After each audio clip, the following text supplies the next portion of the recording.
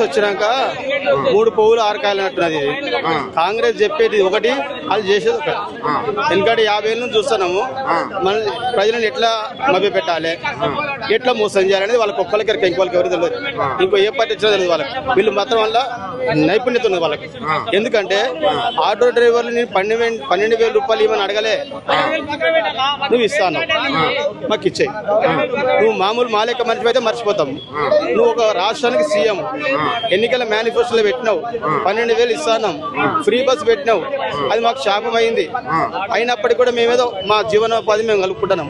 వచ్చినా రాకపోయినా మేము అడుగుతలేము. మా భార్య పిల్లలు రోడ్డు మీదకి వచ్చారు, ఫీజులు కట్టలేని స్థితిలో మేము ఉన్నాం. ఈరోజు ఇంత దరిద్రంగా ఆటో డ్రైవర్లను తయారు చేసినామంటే మొత్తం టోటల్ గా ట్రాన్స్పోర్ట్ రంగాన్ని దివాలా తీసిందంటే ఈ యొక్క కాంగ్రెస్ గవర్నమెంట్. ఈ ట్రాన్స్పోర్ట్ వల్ల దివాలా చేయడం వల్ల అన్ని ఛార్జీలు పెరుగుతున్నాయి. కాబట్టి ఆటో డ్రైవర్లకు మార్పు అన్నారు. ఎట్లా ఉంది? ఏ మార్పు ఏం లేదు, అదే పాత మార్పే ఉంది. మార్పు చేయలేదు ఏం లేదు. రేవంత్ రెడ్డి రావాలి, కాంగ్రెస్ రావాలి అన్నాడు, ఫ్రీ బస్ అన్నాడు. ఫ్రీ బస్ వల్ల మీకు ఎట్లా ఉంది? మేము అనుకున్నాము రేవంత్ రెడ్డి మా హీరో అనుకున్నాం. ఫస్ట్ ఆయన తిరిగినప్పుడు చెప్పే మాటలను బట్టి చూస్తే ఇసొంటి సీఎం రాడు అనుకున్నాం. ఆయన చెప్పిన మాటలు గుండె కుదిరేట్టు మాట్లాడాడు. అవన్నీ మర్చిపోయాడు. మాకే పోటీ పెట్టాడు. డిస్ట్రిక్ట్ పనులు తీసుకొచ్చి ఇక్కడ తిప్పుతుండు. ఎందుకు తిప్పుతుండే అక్కడ గిరాకీ లేదు, దానికని నడుపుకుంటున్నాం. మీరు ఏమన్నా దోవాలన్నా అని అట్లా పెట్టేసాడు. ఆటో డ్రైవర్లకు సంక్షేమ బోర్డు ఏర్పాటు చేస్తున్నాడు. ఆటో డ్రైవర్ దీర్ఘకాలిక సమస్యలు చాలా ఉన్నాయి. సార్ మీకు అంటే 100%లో 1% అని చేసిండు ఆయన. ఏ ప్రమాణం? 0% అని మాకు చేసింది ఏం లేదు. మేము ఆకలి సావులతో 100 మంది ఆటో డ్రైవర్ వచ్చారు ఇప్పటి వరకు, ఒక్కరిని పరిగణించలేదు. నువ్వు అదే వేరే చనిపోతే వాళ్ళ ఇంటికి పోతే ఇప్పుడు ఏమంటుండే, మహిళల్ని కోటీశ్వరాలు చేస్తున్నాము, ఫ్రీ బస్ వస్తున్నాయి, అలా 6,000 వస్తానే అంటాడు. మీ ఆవిడ ఇట్లా 6,000 తెస్తలేరా? పోయి ఫ్రీ బస్సులలో తిరిగి 6,000 తెస్తలే? 6,000 లేవు, 6 పైసలు లేవు.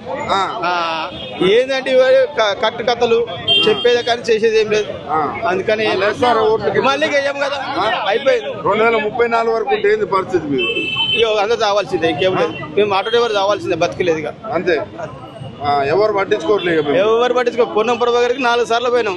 పేపర్లు ఇచ్చినప్పుడు అలా చదువుతుండు, మంచిగా మాట్లాడుతుండు, టీలు ఇస్తుండు, చాయ్ ఇస్తుండు, లేదు తమ్ముడు చేస్తాం అట్లేం కాదు చేస్తా అంటుండు, బిస్కెట్లు ఇస్తాడు, పోతాడు. సరే మేము కూడా అలా పోయినప్పుడు మా సార్ కదా అని మేము అనుకుంటాము. కానీ వెనకమర కొడుతుండు, తెలుస్తలేదు, అర్థమైతలేదు. ఇప్పటి వరకు ఆ ఫైల్ కదిలేదు లేదు. 3 ఏళ్ళు అయిపోతుంది. మరి ఆయన కూడా అంటుండు అప్పుల పాలైనమో, నేను ఎక్కడికన్నా పోయినా కూడా నా చెప్పులు చూసినట్టు, దొంగను చూసినట్టు చూస్తుర్రు, నేను ఏ నుంచి తెచ్చేయాలి పైసలు అంటుండు. ఇప్పుడు నువ్వు అనేది కరెక్టే. నేను అడగలే కదా నేను ఆకలి మీద నీ దగ్గరికి వచ్చినా. నువ్వు అన్నం పెడతానని నేను వచ్చినా. నువ్వు అన్నం పెట్టా అంటే ఇప్పుడు ఏం చెప్పాలి? నేను ఆకలి మీద వచ్చినా, చిలకల నుంచి ఇక్కడ దాకా వచ్చినా. మా సమస్య పరిష్కారం అది నాతో కాదంటే నేను చేయాలి. మరి ఏం చెప్పినా, నేను అక్కడే ఉంటాను కదా, చిలకలగూడలో ఉంటాను కదా, నేను ఆఫీస్ కాడికి ఎందుకు వద్దును?